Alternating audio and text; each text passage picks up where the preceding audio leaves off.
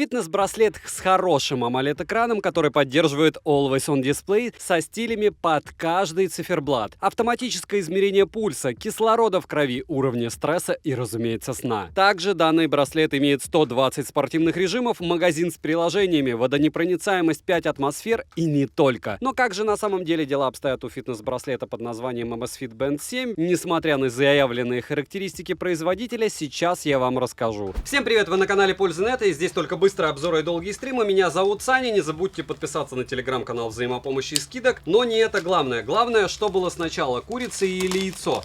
Напоминаю, что вот этот бренд Amazfit — это те, кто начинали делать Mi Band и вполне возможно продолжают их делать для великих и ужасных Xiaomi-тов. У них есть очень много недостатков, также много достоинств. И я считаю, что вот эти вот штуки выпускают лучшие устройства, носимые для спорта. Вспоминаем Stratos 3, вспоминаем Amazfit Pace, у которых есть возможность подключать нагрудный датчик. Помимо этого, разумеется, вспоминаем всякие ТВС-наушники с возможностью измерения пульса и понимаем, что эти люди все-таки про спорт. Что здесь обещают? 120 спортивных режимов, которые максимум вам необходимы 10. Большой экран, разумеется, отслеживание сна, пульса и все остальное — это мелочи жизни. Так, здесь надо вот так, оказывается, его вскрывать, смотрите. А не как я извращаюсь. То есть яблочный подход. Ну ладно. Одноразовая коробка. Будут перепродавать, будут говорить: а что за бэушка? Ну она и есть бэушка.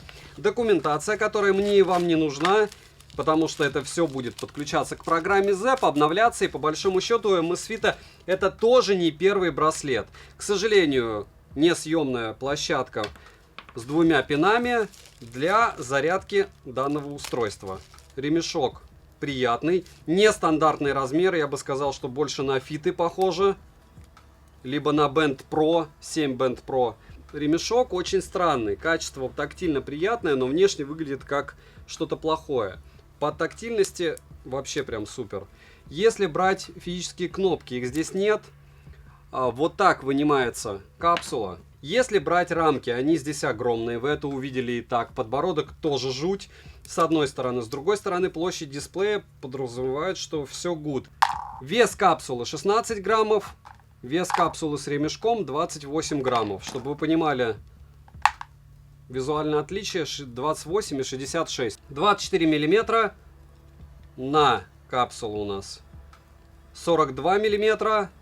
И в толщину все это дело 12 миллиметров в самом толстом месте. Но он такой и увесистый, и крупный, и интересный. Я думаю, и мне, и вам. Смотрим. 7 обзоров в неделю выгружаю, ежемесячно разыгрываю 5 Mi Band 6 серии за лайк, подписку и комментарий к любому видео. Условия конкурсов всегда в описании. Не забываем подписываться на телеграм-канал взаимопомощи и телеграм-канал скидок, также на Twitch. В телеграм-канале скидок всегда что-то интересное, а еще эксклюзивный контент. Все розыгрыши 30 числа каждого месяца на стриме. Перейдем же к смарт-браслету. Полетели. Поставляется Amazfit Band 7 в черной, бежевой, голубой, розовой, оранжевой и зеленой расцветки. Я приобрел классический черный вариант. Дизайн привлекательный, и внешне бенды от разных производителей практически одинаковые. Взять тот же Huawei Band 7, на который, к слову, также уже был обзор, как и Mi Band 7. На мужской руке, как и на женской, смарт-браслет смотрится хорошо. Ремешок быстросъемный, 16 мм, выполнен стандартно из силикона, тактильно приятный. Капсула выполнена из поликарбоната, сборка хорошая, как и материалы. При носке Amazfit Band 7 не ощущается. Спать в нем очень комфортно. На корпусе расположили надпись производителя, краткую информацию, 2 контакта для зарядки, микрофон и датчик мониторинга здоровья. Кнопки нет никакой. Из датчиков на борту BioTracker версии 3.0 PPG с поддержкой измерения уровня кислорода в крови, геомагнитный датчик и 3-осевой датчик ускорения. Наш любимый акселерометр. Пульс воздуха, как и кислород в крови, не нащупывают, и это хорошо. Пульс измеряет в ручном режиме или автоматическом режиме с периодичностью в 1 минуту. Разумеется, можно реже. SPO2 измеряется в автоматическом режиме в состоянии покоя. Только так. Мониторинг уровня стресса также на борту. Измерения происходят автоматически каждые 5 минут. Мониторинг сна с бета-функцией отслеживания дыхания во время сна также имеется, что стандартно. На руке результаты измерения неплохие, но, как и во многих носимых устройствах, погрешность, разумеется, имеется. В основном это из-за неправильно надетого браслета, к слову. Так что обращаем внимание, как мы это дело носим. Сон мониторят отлично, как и все фазы сна. Дыхание во время сна мониторят, по моим предварительным тестом хорошо, но сказать, насколько корректный результат по дыханию, разумеется, я не могу. Летим дальше. С фронтальной части находится плоский с закругленными краями AMOLED-дисплей на 1,47 дюйма с разрешением 198 на 368 пикселей. Экран выполнен из закаленного стекла с олеофобным покрытием. Плотность пикселей 282 ppi, рамки практически незаметны, а вот подбородок сложно не заметить. Картинка насыщенная, четкости достаточно. Скроллинг неплохой, но слегка подфризивает. При прямом попадании света на экран мне лично яркости хватает, и пользоваться браслетом по мне можно без проблем. Автояркости на борту нет. Шрифт хороший, как и перевод, но есть надписи, которые анимировали как бегущую строку, что встречается во всех фитнес-браслетах. Время до отключения экрана максимум 30 секунд, а время функции постоянно включенный экран 20 минут. Полноценный Always On дисплей на борту с 3